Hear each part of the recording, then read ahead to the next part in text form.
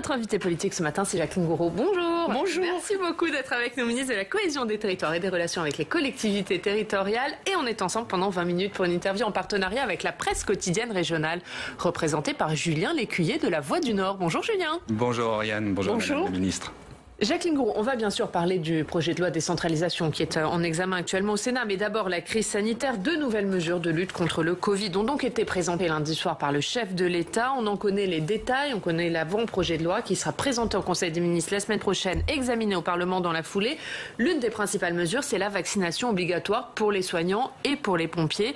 Est-ce que vous regrettez que le gouvernement ne soit pas allé plus loin sur ce sujet avec la vaccination obligatoire pour tous, comme le demandait François Bayrou notamment? Je crois, d'abord, c'est une étape importante déjà de demander à tous les soignants de se faire vacciner. Et je crois que le président de la République, a, bien expliqué que c'était une étape et que le but, c'est de vacciner maximum de Français. On sait aujourd'hui, c'est quand même bien de le rappeler, que 42%, même un peu plus, presque 43% des Français ont reçu les 2 doses nécessaires et qu'il y a à peu près 53% qui ont reçu une dose. Naturellement, tout va être fait pour que la vaccination soit la plus efficace possible. Vous savez d'abord qu'il y a un stock de vaccins très important, je crois que c'est bien de le dire. Deuxièmement, vous savez que les Français ont entendu le message du président de la République dans la mesure où il n'y a jamais eu autant d'inscriptions par le système Doctolib. Hier, on disait 1,7 million de personnes s'étaient inscrites, ce qui est énorme, bien évidemment. C'est 17 fois plus que d'habitude. Ce que vous nous dites, Madame la Ministre, c'est que ça va suffire comme ça, parce que la question d'Oriane était plutôt celle de savoir si les professions pour lesquelles la vaccination est obligatoire, ça suffira, ou est-ce qu'il faudra aller plus loin? Est-ce qu'il faut par exemple réfléchir à la vaccination des enseignants pour la rentrée, à celle des forces de l'ordre, dont beaucoup de gens se disent que c'est quand même un peu étrange qu'ils ne soient pas vaccinés, alors qu'ils vont contrôler ceux qui ne sont pas vaccinés. C'est bizarre, non? On commence par obliger ceux qui sont auprès des plus fragiles, c'est-à-dire les personnes âgées, c'est-à-dire les malades dans les hôpitaux, etc. Je crois que c'est tout à fait logique et c'est un signe qui montre qu'il faut que tous les Français soient vaccinés. Et bien évidemment, je voulais vous dire qu'il y a aussi... Il faut que tous les Français soient vaccinés, mais pas de vaccination obligatoire pour tous les Français. Écoutez, peut-être que ça viendra. Je ne dis pas que ça ne viendra pas, mais en tout cas, le président de la République a fait ça par étapes. C'est un choix. Et si ça ne marche pas, on passera à la vaccination obligatoire. Il verra, mais le président de la République a laissé la porte ouverte. Oui, absolument. Et je dirais par ailleurs qu'il y a toute une politique d'aller vers qui se met en place. Devant Oriane, je vais dire que ça se fait déjà dans certains territoires, comme en Corse, où on va dans les villages avec des bus pour vacciner, notamment les bus France Service, pour vacciner les habitants des villages. Il faut multiplier l'aller vers. Il va y avoir la vaccination aussi à la rentrée pour les jeunes dans les écoles. Donc il y a beaucoup d'actes qui sont faits pour que les Français soient vaccinés. C'est le mot d'ordre. Et pour qu'on n'en arrive pas à la vaccination obligatoire, mais ça sera le cas si ça marche. Et on verra comment. Mais déjà, c'est très encourageant l'inscription. Et puis je voudrais préciser aussi qu'il y a une autre mesure qui est celle de mettre en isolement. Alors j'allais vous le dire, parce qu'il y a quand même quelque chose qui est étonnant, c'est que le président de la République n'en a absolument pas parlé de cette question du durcissement des conditions de l'isolement. Et puis là, on découvre dans l'avant-projet de loi qu'en effet, il va y avoir un isolement, en tout cas demandé aux parlementaires, un isolement obligatoire de 10 jours, contrôlé par les forces de l'ordre. Alors d'une part, c'est quand même étonnant que ça débarque comme ça. Et puis deuxièmement, est-ce qu'on va aller jusqu'à des sanctions, par exemple, alors que ça avait été écarté en fin d'année dernière? Le président de la République a dit clairement, vous vous rappelez dans son discours, qu'il n'y avait aucune raison que les Français qui ont joué le jeu très tôt, qui se sont vaccinés pâtissent de cette nouvelle crise due au variant Delta. Et que c'était ceux qui ne se faisaient pas vacciner qui devraient, au fond, subir, entre guillemets, les mesures de rigueur plus importantes. Il a parlé de reconnaître le civisme. C'est bien sûr que... Pour récompenser les vaccinés, d'une certaine manière. C'est une manière aussi de dire que ceux qui ne sont pas vaccinés et qu'on met à l'isolement, il faut faire en sorte qu'ils ne puissent pas contaminer les autres. Faut-il des sanctions ? C'est la question. On verra ce que le texte, comment le texte sortira. Votre opinion là-dessus, c'est quoi ? En tout cas, déjà d'exiger de les mettre à l'isolement pendant 10 jours, c'est déjà en soi une mesure importante. D'accord. Donc on ne saura pas si vous êtes pour les sanctions, mais il y a quand même une autre question qui se pose, parce qu'on a vu quand même une valse hésitation, et nous, dans les territoires, on interroge les gens. Alors ils nous disent qu'un directeur de salle de spectacle, il nous confiait depuis un an, il a appris à attendre, parce qu'entre les annonces et la réalité, il y a souvent des différences. Et le fait est qu'on ne peut pas tellement lui donner tort, parce qu'entre les annonces du président de la République et le lendemain, finalement, la souplesse qui a été apportée à la fois pour la vaccination des 12-17 ans, ou bien pour la vaccination ou le pass sanitaire, des personnels de cafés et restaurants, il y a de la souplesse qui a été apportée. Est-ce que vraiment, à chaque fois, on a l'impression d'un vrai coup de massue, puis après on revient en arrière parce qu'on s'aperçoit que c'est pas applicable dans la réalité?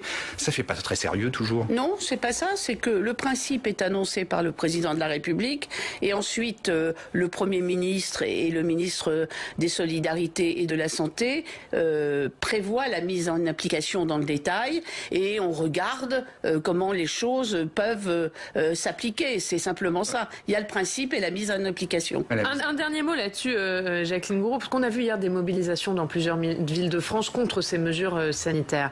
Qu'est-ce que vous pensez de ces manifestants? Est-ce que vous craignez d'être en train de créer une nouvelle fracture? D'abord, je veux dire, je trouve ça assez scandaleux. Parce que j'ai vu quelques images de gens qui manifestaient, mais qui aussi commençaient à être violents, etc., etc. Je pense qu'il y a... parlé de dictature. Est-ce que pour vous, ça va trop loin? Enfin, faut être sérieux. Il y a une crise extrêmement importante, extrêmement grave. Il y a ce variant Delta, on sait, qui se répand beaucoup plus rapidement, qui est beaucoup plus grave. Enfin... comment dire, ce que fait le gouvernement et le président de la République, c'est protéger les Français. C'est éviter que la crise ne soit trop grave. Et vous avez vu que d'autres pays ont pris dès hier soir des nouvelles mesures. Vous avez vu que le couvre-feu revient en Espagne, au Portugal, etc. Nous avons choisi de ne pas remettre de couvre-feu, comme vous l'avez vu, mais de responsabiliser les Français et de vacciner. Je vais dire, il y a un mot d'ordre, c'est vaccinez-vous, vaccinez-vous. Mais pour vous, c'est scandaleux. Ces manifestations, c'est scandaleux. Ah, moi, je trouve ça assez scandaleux. Et d'ailleurs, je regardais hier soir un peu les réseaux sociaux et je voyais que je n'étais pas la seule. On va parler de la loi de décentralisation qui est examinée en ce moment au Sénat, Julien. Exactement. Alors, texte lourd, texte riche plutôt, mais particulièrement décevant, d'une remarquable indigence. Alors, ce ne sont pas mes mots, bien sûr. Ce sont les mots employés par la Commission des lois du Sénat. Bien sûr, je me permettrai pas. À propos des 2 premiers articles du projet de loi qui sont censés en constituer la clé de voûte. Alors, la Commission des lois, elle n'a pas bien lu, en fait, le texte? Non, écoutez, d'abord, il y a les mots. La majorité ici n'est pas une majorité qui correspond à la majorité présidentielle. Il faut toujours mettre ses marques, si je puis dire. Mais je vais être très claire. Cette première lecture au Sénat, se passe, je dirais, tout à fait correctement. Et puisque vous parlez des premiers articles, les premiers articles et les principes de fond que sont la différenciation, que sont le transfert, pas des compétences, le transfert aux collectivités territoriales réglementaires est très important. Je veux dire, sur les principes de fond, il n'y a pas de divergence importante. Et d'ailleurs, vous savez, la loi, quand elle a été déposée, elle avait un certain nombre d'articles, un un peu plus de 70, il y en a 158 aujourd'hui. Et sur ces 158 articles, quand je suis venue en séance publique, après la commission des lois, nous avons décidé de ne pas modifier 100 articles, ce qui est quand même énorme. Il y en a à peu près une trentaine où on va faire évoluer et 28 où on a de vraies différences. Donc, je veux dire qu'on n'est pas... Sur les 28, ça sera non. Non, on discute, mais eux aussi, les sénateurs ont des positions, le gouvernement défend un certain nombre de positions. Mais je veux dire que la discussion se passe bien, nous avons des rapporteurs dans toutes les commissions qui connaissent très bien le texte, qui ont beaucoup travaillé, qui ont fait des propositions. On a terminé mardi le volet logement avec Dominique Estrosi-Sassonne. Nous avons eu un travail et justement, extrêmement constructif. On va en parler tout de suite, mais juste sur ces 28 articles, quels sont les points sur lesquels vous ne céderez pas au Sénat ? Je ne céderai pas au Sénat, parce qu'il ne faut pas poser les choses comme ça, parce que si on pose les choses en disant on ne discute pas, moi je suis toujours prête à faire discuter. Est-ce que vous avez des lignes rouges, clairement ? Bon, la différence peut-être où le Sénat est allé plus loin que nous ne le souhaitons, c'est tout ce qui concerne l'intercommunalité. Françoise Gatel, qui vient de quitter le micro, a fait voter les compétences à la carte à l'intérieur de l'intercommunalité, a voulu rajouter de l'intérêt communautaire dans les communautés urbaines ou les métropoles qui sont pourtant déjà très intégrées. Ce sont des et puis je vous parle pas de l'eau et l'assainissement parce que c'est tellement évident à chaque fois, mais vous voyez, je dirais que le Sénat est allé dans un sens qui ne nous convient pas, parce que c'est un sens qui va trop loin. Alors après, on peut toujours trouver des discussions, mais il y a beaucoup trop de domaines. Je voulais quand même redire, parce que il y a beaucoup d'autres domaines où nous avons eu un accord sur des choses assez fondamentales. J'espère qu'on va y venir. On va parler du logement d'abord. On va parler par exemple des logements sociaux. Alors les sénateurs ont adopté le principe d'un contrat de mixité sociale entre les communes et le préfet. Alors ça permet d'adapter le rythme de rattrapage de construction de logements sociaux. Et si une commune atteint les objectifs fixés, elle ne sera pas sanctionnée, même si les objectifs sont en deçà de ceux de la loi SRU. Est-ce que le gouvernement va soutenir cet amendement ?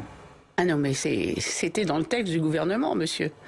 C'est ça la nuance entre ce que vous me proposez, ce que vous dites et la réalité, c'est que le contrat de mixité sociale était proposé par le gouvernement dans le texte initial. Il a été confirmé par le Sénat.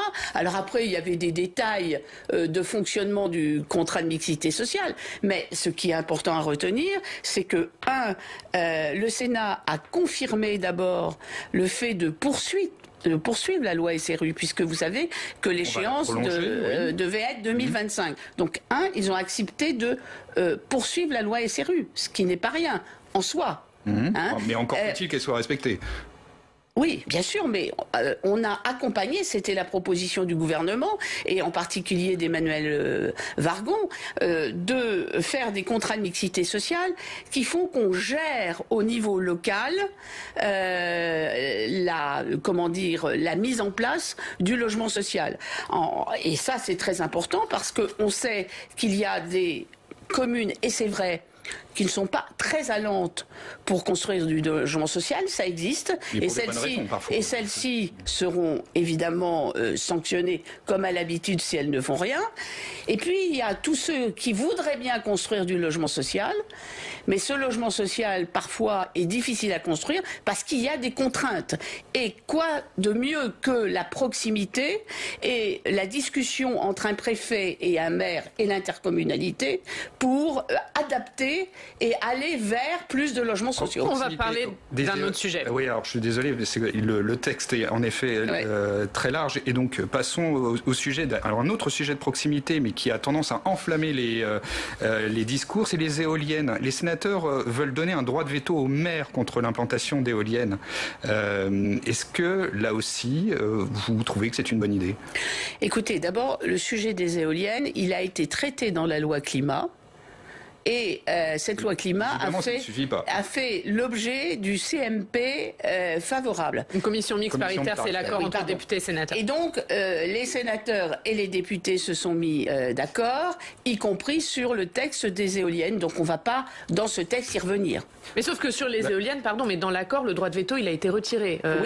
Donc, il n'y a plus de droit de veto à l'heure actuelle. Là, les sénateurs l'ont remis dans la loi de décentralisation. Est-ce que ça veut dire que là aussi, vous demandez son retrait? Bien sûr, nous n'allons pas, le gouvernement ne peut pas accepter ce droit de veto alors qu'il y a eu une CMP conclusive mardi. Mais est-ce que vous comprenez en fait ce besoin peut-être de reprendre des régions, des territoires, de reprendre un peu de pouvoir sur ces implantations? On le voit par exemple dans la région de Hauts-de-France, le président Xavier Bertrand en est à subventionner des associations pour de militants contre les implantations parce qu'il y en a trop et ça se fait sans contrôle de la part des pouvoirs locaux. Oui, alors, vous le comprenez ça? Moi je vais vous dire, tout n'est pas noir et blanc parce que beaucoup d'éoliennes se sont installées aussi parce que des maires étaient volontaires pour accepter des éoliennes. Je crois qu'il ne faut pas non plus dire tous les maires de France, etc. Oui. Moi, j'habite une région, enfin, vous prenez la 10, là, vous voyez, quand vous partez et que vous traversez toute la Beauce, ça va jusque dans le département de Loir-et-Cher, la Beauce, je peux vous dire qu'il y a des endroits où je pourrais vous citer, des maires qui étaient volontaires parce que il y avait des ressources nouvelles qui venaient là. Oui. Donc, après, il y a eu beaucoup d'associations qui se sont... Il y a même une association qui s'appelle Tempête en Beauce. Je peux vous donner... qui est contre l'implantation des éoliennes, mais il faut raison garder et que tout cela, je dirais, soit fait dans le dialogue et y compris avec les maires. Alors, autre question, c'est vrai qu'il faut... on parle des routes et les sénateurs sont vent debout contre la possibilité de transférer la gestion de routes nationales vers les régions, arguant que ce n'est pas vraiment de leur compétence. Là aussi, comment vous allez négocier ce virage, justement, sur cette route? Je ne suis pas sûre que les sénateurs soient tous vent debout. D'abord parce que la plupart des régions sont pour. Et je dirais même, au début, elles étaient quelques-unes à le vouloir et maintenant, elles sont presque toutes à le demander. Ce qui est clair, c'est que c'est une expérimentation. Alors que nous avons voté, et ça a été voté, le transfert des routes nationales vers les départements qui le souhaitent, c'est ce qu'on appelle la différenciation, et l'expérimentation du transfert de routes nationales est souhaitée par beaucoup de présidents de région, et je pense que nous trouverons un accord avec le Sénat. Un accord donc. Ouais. Un accord. Et justement, Jacqueline Gourault, le texte, il sera voté mercredi au Sénat. Est-ce qu'après, il ira à l'Assemblée nationale? Est-ce que vous nous assurez que ce texte sera inscrit au calendrier de l'Assemblée nationale et quand? Alors, je l'ai dit publiquement dans l'Assemblée, puisque le sénateur de la Marne a posé la question. J'ai dit qu'il n'y avait pas encore de calendrier fixé à la rentrée, mais pas plus pour la loi 4D que pour d'autres lois. Deuxièmement, j'ai dit que vu la manière dont se passent les discussions au Sénat, qui sont, je dirais, globalement constructives, je pense que plus ce sera constructif, plus ça donnera des chances d'inscrits. Ça veut dire quoi? Que c'est entre les mains des sénateurs? Vous leur dites... Je ne dis pas que c'est entre les mains des sénateurs, parce que c'est entre les mains du gouvernement. Mais je dis que plus il y a un texte qui respecte des équilibres, plus évite... Mais clairement, ça veut dire quoi? Que si le texte dérange les députés de la majorité présidentielle et qu'il n'est pas conforme à leurs attentes, il ne sera pas inscrit au calendrier de l'Assemblée nationale? J'ai pas le temps de finir mes phrases. C'est ce qu'on essaye d'éclairer. C'est pas une question de dérange ou de dérange pas. Plus un texte, je dirais, respecte les grands équilibres de ce que le gouvernement a voulu faire, mais un gouvernement qui a fait ces textes après beaucoup de consultations, je l'ai dit et redit, j'ai fait plus de 2000 consultations sur le territoire, en plus des consultations avec les associations d'élus. Évidemment, c'est un texte équilibré, et plus il reste équilibré, plus il a des chances d'être inscrit rapidement à l'Assemblée nationale. Donc c'est pas garanti à 100%, si on vous suit. Je vous dis les choses telles qu'elles sont. Je vais pas, voilà. On va terminer. Évidemment, vous imaginez bien que personnellement, je pense que ce texte est très important, à la fois pour le gouvernement et pour les collectivités territoriales. Et justement, on va parler de 2 collectivités territoriales dont vous occupez plus précisément. D'abord l'Alsace, puisque vous êtes la Madame Alsace du gouvernement. Frédéric Bierry, le président de la collectivité européenne d'Alsace, a annoncé le soir des régionales qu'il consulterait la population d'Alsace sur la sortie de l'Alsace du Grand Est. Qu'est-ce que vous pensez de cette consultation ? Bien, je dis tout simplement que nous avons travaillé beaucoup avec Frédéric Bierry et Brigitte Klinkert et les choses ont toujours été très claires. C'était alors Édouard Philippe qui était Premier ministre. Nous avions là placé un cadre qui était très précis. C'était oui, nous accompagnerons ce que les Alsaciens appelaient le désir d'Alsace. Il y avait eu un rapport fait par le préfet Marx, préfet du Grand Est, et nous avions dit oui, nous vous soutiendrons, vous accompagnerons, mais pas de sortie du Grand Est. C'était clair et net. Donc l'affaire s'est faite, si je puis dire. La collectivité européenne d'Alsace, que j'ai vraiment accompagnée avec tous les Alsaciens, a été créée. Elle a été mise en place au début de cette année 2021 et des élections ont eu lieu comme dans tous les départements. Donc vous n'êtes pas favorable à cette consultation ? Vous n'oubliez pas que la CEA, c'est la fusion de 2 départements, le Haut-Rhin et le Bas-Rhin, avec quelques compétences supplémentaires, qui étaient permises du fait du caractère frontalier de l'Alsace. Mais moi je dis à Frédéric Bierry et aux Alsaciens, regardez un peu comment ça fonctionne, votre collectivité européenne d'Alsace, voyons ça, ne grillons pas les cartouches de cette création de la collectivité européenne d'Alsace qui s'est bien passée et aujourd'hui nous ne sommes pas à la sortie du Grand Est. Un mot rapidement sur la Corse, puisque vous êtes aussi la Madame Corse du gouvernement. Les nationalistes qui sont sortis ultra majoritaires après les dernières territoriales. Gilles Simeone, le président du Conseil exécutif, qui a désormais la majorité absolue, il appelle l'État à devenir le partenaire de son projet d'autonomie. Est-ce qu'Emmanuel Macron peut continuer à rester sourd aux revendications des nationalistes corses ?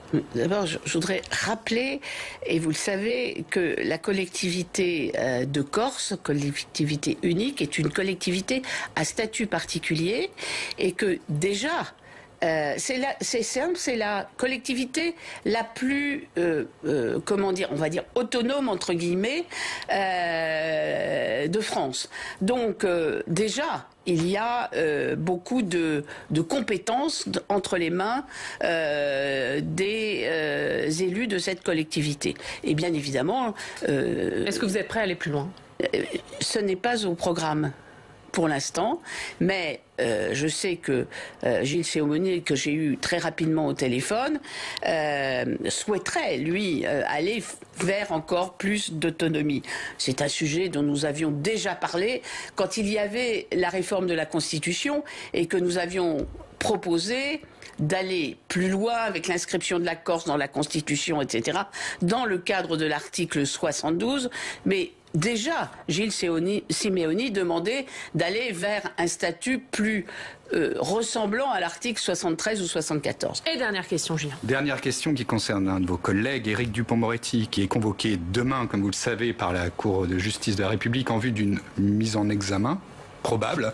En 2017, je ne vais pas vous le rappeler, mais François Bayrou, alors garde des Sceaux, était mis en cause dans l'affaire des assistants européens du MoDem, avait choisi de quitter le gouvernement avant même cette mise en examen.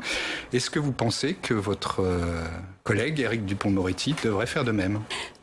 D'abord, je ne sais pas s'il va être mis en examen, c'est le premier point. Et deuxièmement, je ne ferai aucun commentaire sur ce sujet. D'accord.